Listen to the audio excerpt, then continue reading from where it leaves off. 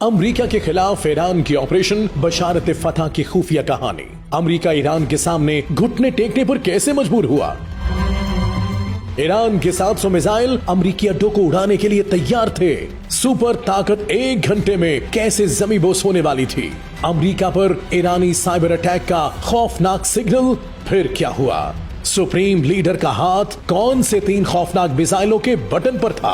Iran के खुफिया plan, खुफिया हथियारों की रिपोर्ट पहली बार मंजर-ए-आम पर।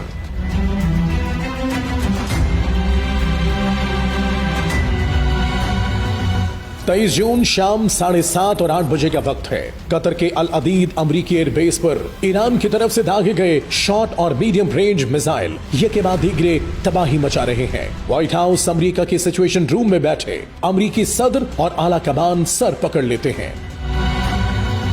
पहली फिक्र ये लाहक होती है कि दुनिया के जदीद तरीन B-2 तैयारों के जरिए ईरान के न्यूक्लियर प्रोग्राम की तबाही के दावे के बाद ये तस्वुर कर लिया गया था कि अब ईरान उठने के काबिल नहीं रहा, मगर उसने सुपर पावर पर हमला करके दुनिया भर में अपनी धाक बिठा ली है। अमेरिका के लिए दूसरी रुस्वाई ये हुई है कि ईरान ने पेशगी इत्तला देकर अमेरिकी अड्डे पर हमला किया, मगर ईरान के हमले को अमेरिकी दिफाई निजाम मुकम्मल तौर पर नहीं रोक सका। जुज़वी रुकावट डाली, मगर कई मिसाइलों ने अमेरिकी अड्डे की ईंट से ईंट बचा दी।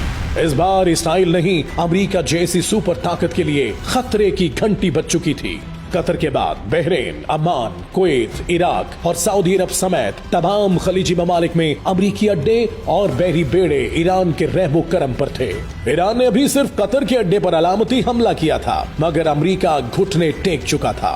ईरान के साथ जंगबंदी और सुलह के लिए हाथ बढ़ाने के लिए डोनाल्ड ट्रंप को अमीर कतर के खिदमात लेना पड़ी और फिर जंगबंदी का ऐलान हो गया। मगर अभी वो अहम और खुफिया कहानी बाकी है जिसकी वजह से व्हाइट हाउस और पेंटागन ने शिकस्त तस्लीम कर ली। ईरान ने ऑपरेशन बशारत फतह के शानदार और तबाहकुन इख्तिताम के लिए बड़ा प्लान तैयार कर रखा था और ईरान के सुप्रीम लीडर ने अपने साथियों पर वाज़ेह कर दिया था कि अमेरिका के सुपर पावर का जोम ज्यादा अरसे नहीं रहेगा। जराये के मुताबिक ईरान के न्यूक्लियर प्रोग्राम पर अमेरिका के हमले के बाद ईरान की क़यादत ने ऑपरेशन फतह बशारत का हत्मी प्लान तैयार कर लिया था। फतह मिसाइल, जहाद 110, फतह मुबीन, खैबर शिकन और अबू महदी समेत खतरनाक तबाही वाले PGM स्मार्ट बॉम्ब लोड कर लिए गए थे। खतरनाक मिसाइलों के बटन पर सुप्रीम रहनुमा ने हाथ रखकर कोड ओपन करने का इशारा दे दिया था। दूसरी जानिब क्रूज मिसाइल सोमर और या अली समेत 4 क्रूज मिसाइलों के दर्जनों लॉन्चिंग पैड रेडी थे। फजाई हमले के लिए 10 इकसाम के फाइटर जेट्स का मुकम्मल स्क्वाड 3 एयर बेसिस पर तैयार था, जबकि Su-24 फेंसिव बॉम्बर इसराइल की तरफ उड़ान भरकर तबाही के लिए तैयार था।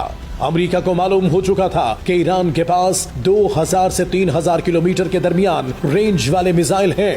अमेरिका ये भी जान चुका था कि खैबर शिकन मिसाइल अमेरिका और इसराइल के लिए एक खौफ की अलामत है। 1450 किलोमीटर तक मार करता है, 550 किलोग्राम वॉरहेड लेकर जा सकता है। अमेरिका के हर बहरी बेड़े की तबाही के लिए एक खैबर शिकन मिसाइल काफी है। 23 जून को कतर के अल अदीद अमरीकी अड्डे पर हमला अमेरिका को धमकी देने और इसके तमाम खलीजी अड्डों पर हमले का इशारा था। ईरानी क़यादत फैसला कर चुकी थी कि कतर पर हमले के बाद अमरीकी रद्द-ए-अमल देखते हुए 1 घंटे के अंदर ऑपरेशन फतह बशारत को हतमी नतीजे पर पहुंचा दिया जाएगा।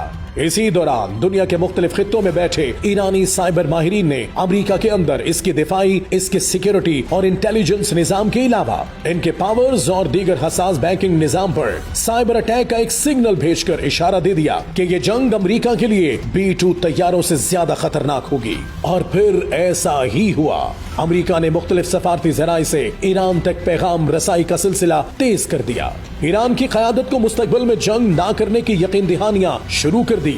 अब अमेरिका को खलीज में अपने तमाम अड्डे और इस खित्ते में अमेरिकी नेटवर्क खतरे में महसूस हो रहा था। इस हवाले से अमेरिकी क़यादत ने अमीर कतर की खिदमात ली, जिसने ईरान की सुप्रीम क़यादत को यकीन दहानियां कराई। जिसके बाद ईरान ने इसराइल और अमेरिका की तरफ से अपील को शिकस्त तस्लीम करते हुए जंग बंदी का ऐलान किया। अमेरिकी सदर को मालूम हो चुका था कि जब पाक भारत जंग में इसराइल ने भारत की मदद की तो पाकिस्तान के मिसाइल इसराइल के रुख पर मोड़ दिए गए थे, तो वो सीज फायर कराने पर मजबूर हो गए। गए। इस बार भी जो ही ईरान के तमाम मिसाइलों का रुख अमरीकी अड्डों की तरफ हुआ तो अमरीकी सदर ने बगैर वक्त जाया किए जंगबंदी का तेज तरीन फैसला कर लिया। अगर कतर पर हमले के बाद अमरीका रद्द-ए-अमल जाहिर करता तो न सिर्फ इसराइल की तबाही यकीनी थी बल्कि सुपर ताकत की सुपरमेसी रेजा रेजा होने का खदशा पैदा हो गया था।